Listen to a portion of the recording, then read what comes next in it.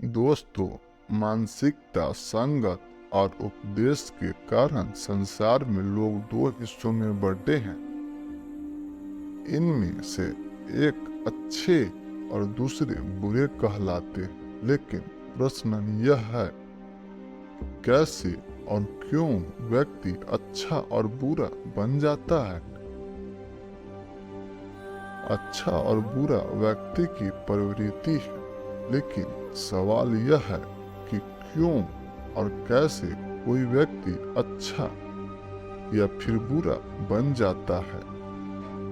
वहीं इससे भी ज्यादा जरूरी चीज यह है कि अच्छा इंसान कैसे बने। आज संसार में चारों ओर बुराई ही बुराई है। दंगे, फसाद, लड़ाई झगड़े, हत्या और आपराधिक कामों से जुड़ी खबरों की कोई कमी नहीं है। इसका कारण है इंसान बुरा बनना। जब इंसान की प्रवृत्ति बुरी हो जाती है तो संसार भी बुराइयों से भर जाता है। गौतम बुद्ध की इस कहानी से जानेंगे क्यों कोई बुरा बन जाता है और बुरे काम करने लगते हैं।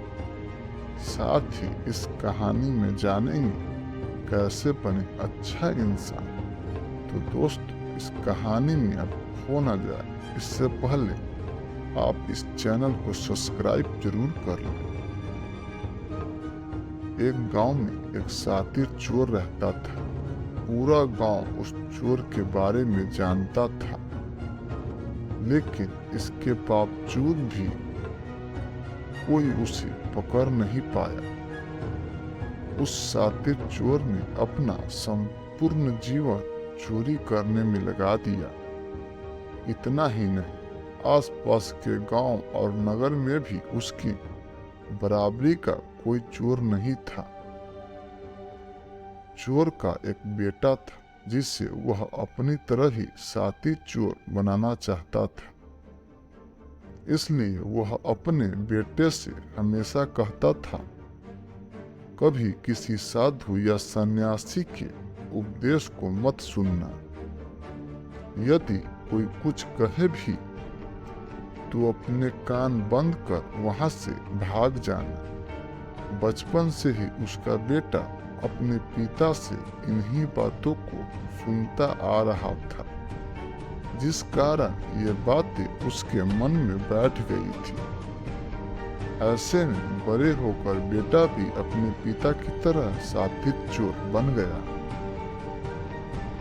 एक दिन उसे बड़ा लालच आया और वह राजा के महल में चोरी करने के उद्देश्य से जाने लगा। तभी रास्ते में लोगों की भीड़ नजर आई। चोर ने देखा कि अब लोग एक सन्यासी के चरणों में गिरकर उनका आशीर्वाद ले रहे हैं। वो सन्यासी गौतम बुद्ध थे। चोर साधु सन्यासी से दूर रहता था, क्योंकि उसे अपने पिता से यही सीख मिली थी। लेकिन भगवान बुद्ध को देख वह उनकी ओर आकर्षित हो गया। इसका कारण यह है कि वह पहली बार उसे किसी तेजस्वी व्यक्ति के दर्शन हुए थे।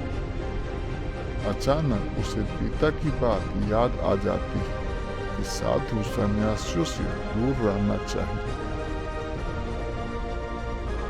चोर असमंजस में रहता है कि वह सन्यासी के पास जाए या चोरी करने के लिए। एकाएक उसके मन में एक प्रश्न आया कि आखिर पिताजी क्यों साधु संतों से दूर रहने को कहते थे। इसका उत्तर जानने के लिए चोर भी लोगों के बीच बैठ गया और भगवान बुद्ध के उपदेश सुनने लगा। बुद्ध लोगों को झूठ बोलने की व्यर्थता और विश्वासघात के बारे में बताते हैं।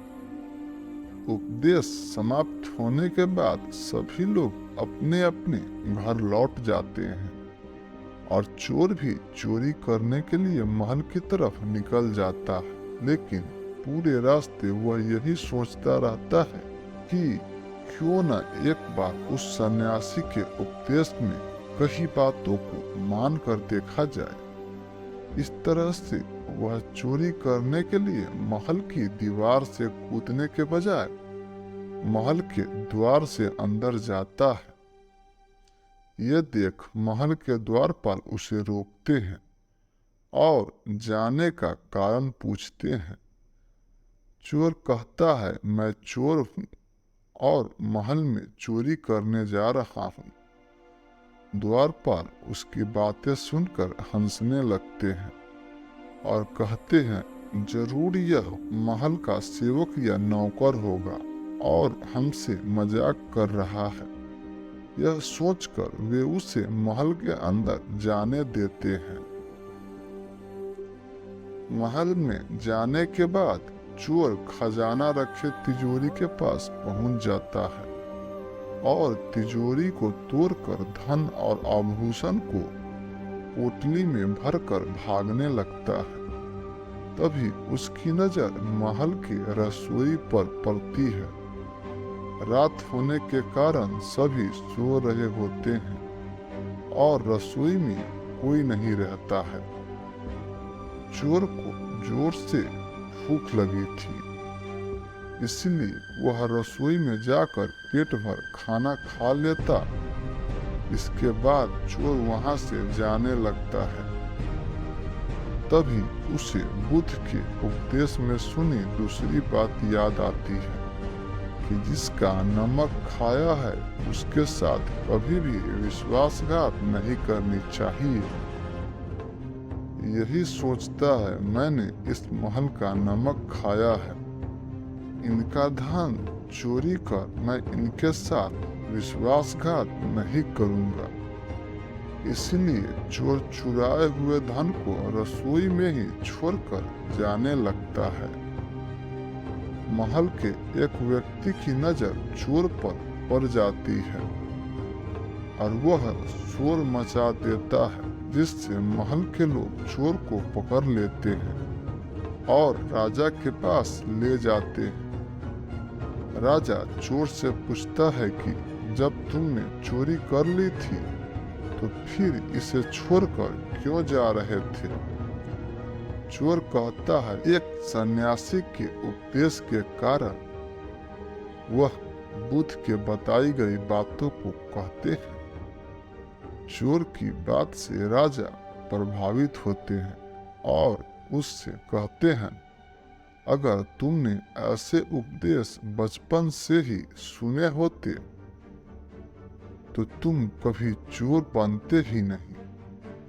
इतना कहकर राजा ने उसे कोई सजा नहीं और छोड़ दिया। लेकिन राजा ने उससे कहा कि एक बात याद रखना, सही संगत और सही उपदेश से ही व्यक्ति अच्छा इंसान बनता है। बचपन से ही गलत संगत और गलत उपदेश मिलने के कारण वह बुरा व्यक्ति बन जाता है। संगत और उपदेश व्यक्ति का जीवन बदल देते हैं।